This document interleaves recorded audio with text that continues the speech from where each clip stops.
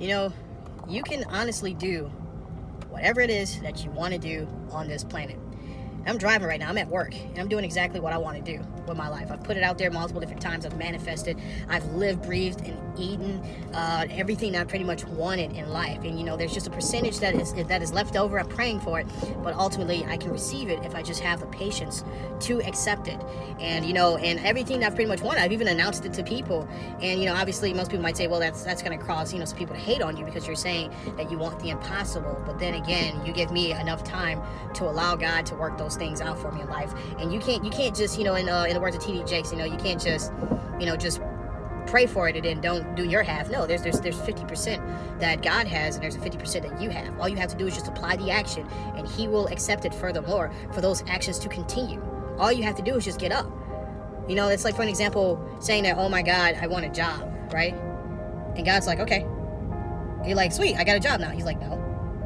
Like, what do you mean? I don't have it yet. Did you apply? Oh, yeah, I forgot all about that. Hours, days, weeks go by, you're still unemployed, you don't have a job, but you want to be employed. You want money in your pocket. You still have not applied the effort to do it. You have to apply the effort into almost any and everything in life in order to achieve what it is that you want to achieve in your life. Applied effort. Applied effort makes all the difference, especially if your heart longs to desire what it is that you want to go for in life. Like, you can have it. In the words of, Eric Thomas, you can have it. It's saying it's, if you want it as bad as you want to breathe, go out there and take it. And if it's for you, even if you were in it already, sometimes it'll come back and chase after you after realizing, crap, I can't do anything without this person. I'm not saying that that's the same thing with all, jobs. And it goes the same thing with people too. Some people will shut you out of their life and then realize that, damn, dude, he might have been the best person. She might have been the best person I've ever needed my entire life. And it's up to you to accept that. Now, if you hold on to bitterness and grudges and stuff like that, that could hinder what could be truly waiting for you. And I know some people don't want to linger around and see if anything is BS. Look, life is full of BS. It's so full of BS. Whether you buy a car and you're like, oh man, I got me a new car, brand new car, right? And then you get it, and then now you got to take it back because they're doing a recall on it. BS. You know what I mean? Oh man, pull up to McDonald's and get ready to get me a burger. Okay, you get it, then you eat it, and then now you got food poisoning. BS. You know what I mean? Or, oh snap, like, yeah, I got some new high-speed internet. Oh, wait, but it's too windy outside. And now, guess what? BS. It's not working the way that it should because it's all BS now. Or better yet, there's a power outage, so you can't really even enjoy it. BS. There's BS no matter where we go in our life, but it's up to us to, just like all the BS that we went through in life, just continue striving through it. Continue striving through it. And some things will come with warning, and a lot of things in life will come without warning. Like, for an example, if someone tells you, hey, facts, you apply for this job, chances of you getting it may be slim to none. The odds could totally work against you.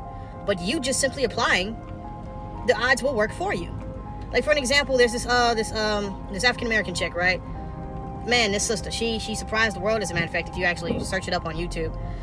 But she has a degree that has absolutely nothing to do with stocks, right? And she now works in the stock market. And she's one of the youngest people to ever work in the stock market. All she did was just apply. She had the degree. She had a degree. She had the college credits and stuff like that. But she just simply applied. And now she works in the stock market. You get what I'm saying? Applied measure. Don't think about if it's for you. Now, if it's for you, it'll pick you. And I know some people might say, well, I don't have the skills and stuff like that. There's a such thing as on-the-job training. You do know that, right? All you have to do is just master the basics that you've learned, and you will be unmovable. You will legitimately be unmovable. And a lot of people fail to realize that. Like, so there's a story that I had watched, as a matter of fact. It was like, I think 5 to 7 minutes long, maybe a little bit less than that. And it was about this guy who's a coach for, some of the top middle school and basketball and high school basketball players in the country. They all brought them out to, come sit along the best basketball player at the point in time, which is Kobe Bryant. And Kobe invited them out to the gym at, I believe it was like 4:30 in the morning. And, they thought that one guy thought he was going to be slick and try to beat the champ to the gym, but that didn't quite work out. But you see, the man wound up going out to the gym, and as he pulled up, he heard gym shoes squeaking. And when he finally went on the inside, he seen Kobe Bryant. Kobe was already in a full drenched sweat. Completely drenched in a full sweat, right? And so when he seen that, he didn't come in, he didn't disturb Kobe, just let him do his thing. And then afterwards, he asked Kobe, man, like what, I don't get it. Like, what makes you the best basketball player in the world? And, Kobe, humbly chuckled and, looked at him. He said, well, what makes me The best basketball player in the world is that I mastered the basics. Like, how powerful is that, right? You just simply master the basics. Like, it can be any sport. You know, and he's doing, like, these basic moves, just basic jump shots, basic crossover moves. He's not, you know what I'm saying? And I noticed that there's another player that's like that. It's like Dwayne Wade. He's not complicated when he plays basketball. You see how calm he is? You know, he's got a nice smile, always chewing gum. You know what I mean? Just, like, looking at other players, they might do silly stuff to him on the court, and he just goes, come on, man. Like, you know, and it's nothing. Not into all of these fights and everything else like that you see a lot of players getting into. He's just himself. Same thing with Kobe.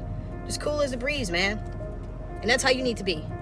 When going after what it is that you want to go for in life, just simply go for it. All you have to do is just apply. That's all you got to do. Everybody wants to be a millionaire, but people don't want to take chances like millionaires. People are afraid of the word no.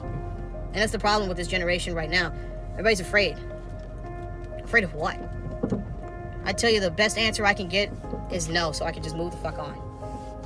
Instead of me lingering around assuming I'm going to get something I'm not going to get. No is the best answer sometimes.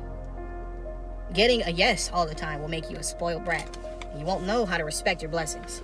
Let alone, you won't know how to respect people.